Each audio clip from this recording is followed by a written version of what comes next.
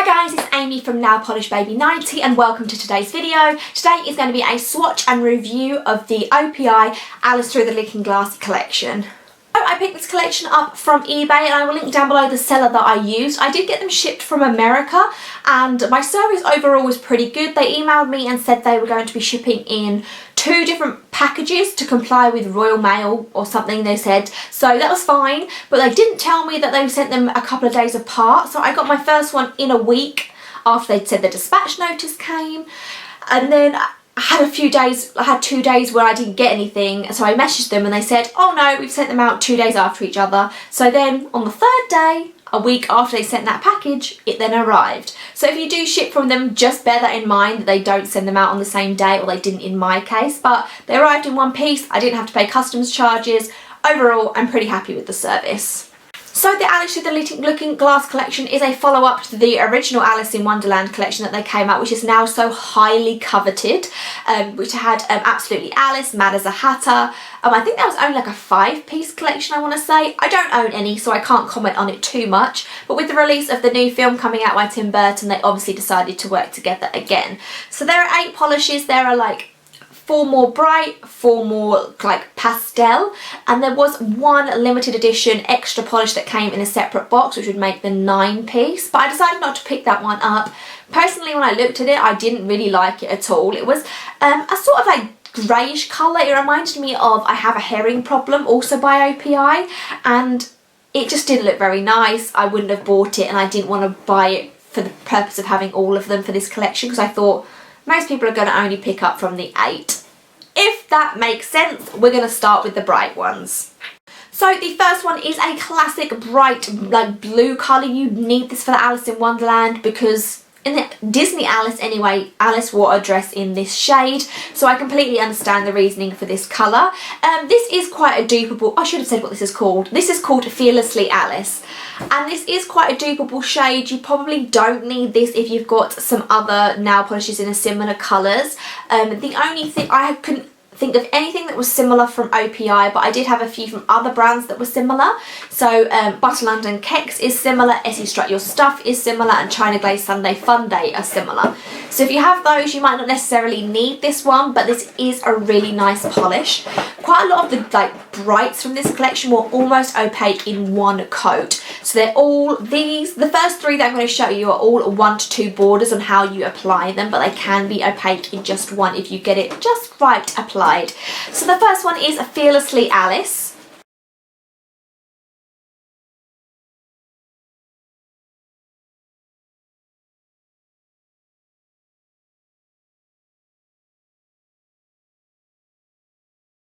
Next one we have is Mad for Madness Sake, and although this might seem like quite a dupeable colour, I don't actually have anything like this by OPI. I want to say that Koala Berry by OPI is a little similar to this, but I don't have it to compare. Similar colours in other brands will include Cute as a Button by Essie. So again, it's not a out there really original colour, but again, really nice formula, like for Fearlessly Alice, 1 to 2 coats to get completely opaque. So this one is Mad for Madness Sake.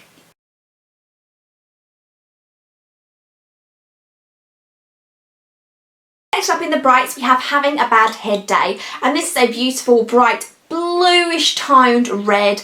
OPI have a lot of reds in their collection. Reds and pinks are one of the things they're known for most, so I imagine that there is dupes in their own range or near on dupes for that. The closest thing that I had is Coca-Cola Red, but it's funny how they pull on camera, but Coca-Cola Red next to Having a Bad Head Day looks almost pinky toned.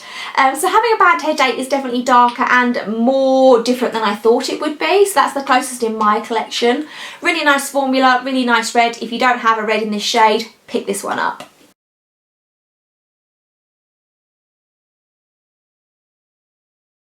Then there's What's the Hatter with You. What's the Hatter with You is a really nice dark plum colour. I found this actually really flattering on my skin tone, and I think it also would look nice on darker skin tones. I can imagine that looking really, really beautiful.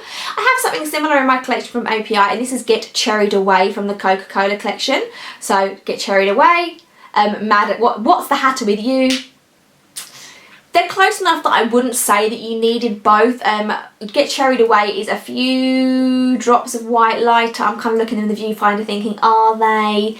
They're not dupes. They're very close. You don't need them both unless you're an addiction, have an addiction like I do. So that one was What's the Hatter With You? Another 1 to 2 coater. Really, really nice formula.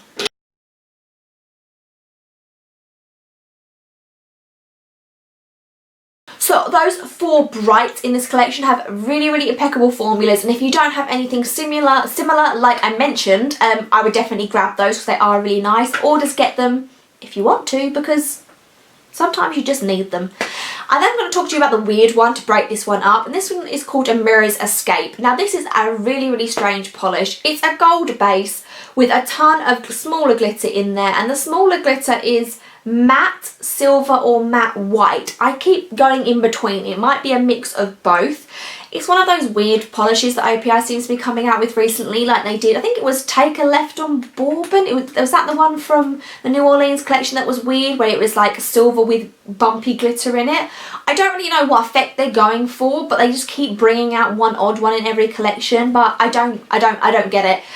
It's weird. I don't think I liked it. It built up in, well, I did 3 coats and I gave up, but you may have needed a 4th coat on it because it was so sheer. It's weird. Here's a swatch photo, a Mirror's Escape.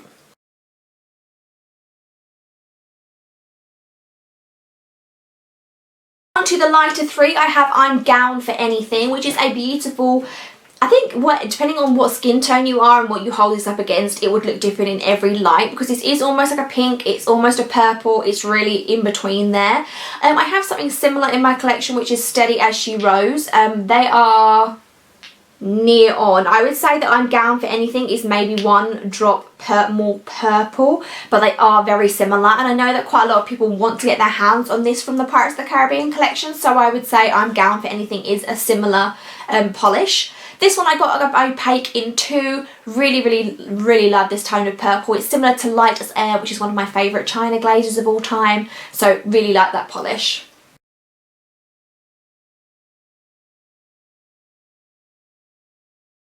Up next we have the Eyes Have It, and this is just stunning. Oh, I love this polish so much. So this is a beautiful periwinkle light blue. It's right in the middle of a blue and a periwinkle, I would say, and this is just beautiful. When I saw the collection, I would have just bought the 2 blues, but I wanted to get them all. These are the 2 that jumped out to me, but I've said this before, that blues just jump out to me when I look at things. Oh, I'm a blue addict. Look, I'm wearing blue today. I love blue. This is similar to I'm Gown for Anything. I would say this might take you 3 coats. It's right on that borderline of 2 and 3. I think this is a little bit more streaky than I'm Gown for Anything. So for that reason you might need another one to make it 3 coats. But I really like this one. I would do 500 coats if I needed to get it opaque. The Eyes Have It.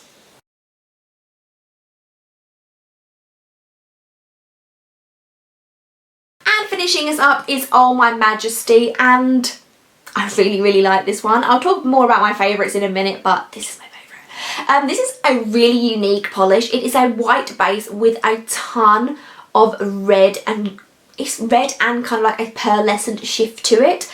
But I tell you what this reminded me of on my nails. I couldn't stop staring at my nails yesterday when I had this on. It reminded me of the scene in Alice in Wonderland in the Disney film, like the Disney cartoon, when they're painting the roses red and they're going from white to red, because it is white in some lights, and I really want it to show on the camera. Hopefully you can see. And then in the light it is a really, really nice red colour.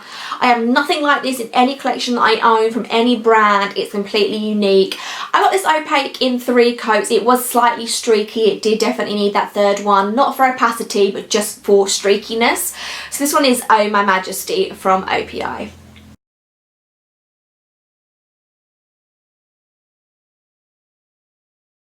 So my thoughts on the collection as a whole, my favourites will definitely be these 2.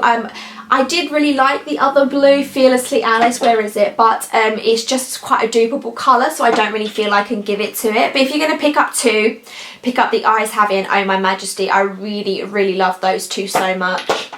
These are now on stock in Nail Polish Direct, so I will link Nail Polish Direct down below, and I will leave the details of the eBay seller that I used, so if you want to get them that way, you can.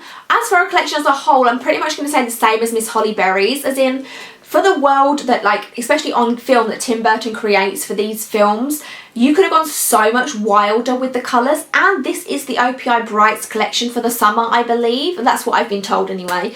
And they're not all bright, so obviously they've kind of missed the bar there, and then, yeah, I don't know, I have mixed feelings on, I love 7 out of 8 polishes, I absolutely love, go get them, but when it comes to comparing it to the theme of the collection, which is Alice in Wonderland, I feel that they could have been wilder. When you look back at the original collection, they came out with lots of micro glitters and bright colours, and this is just a little bit tamer, and I feel for the theme of Alice in Wonderland, they could have been bigger, if that makes sense.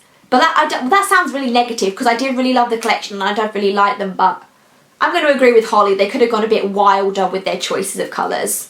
So I will link everything down below for where you can get these in the UK anyway. I'm sure that a lot of e-tailers have now got them popping up on their websites. Let me know down below if you've picked any of these up, and I will speak to you soon. Bye guys.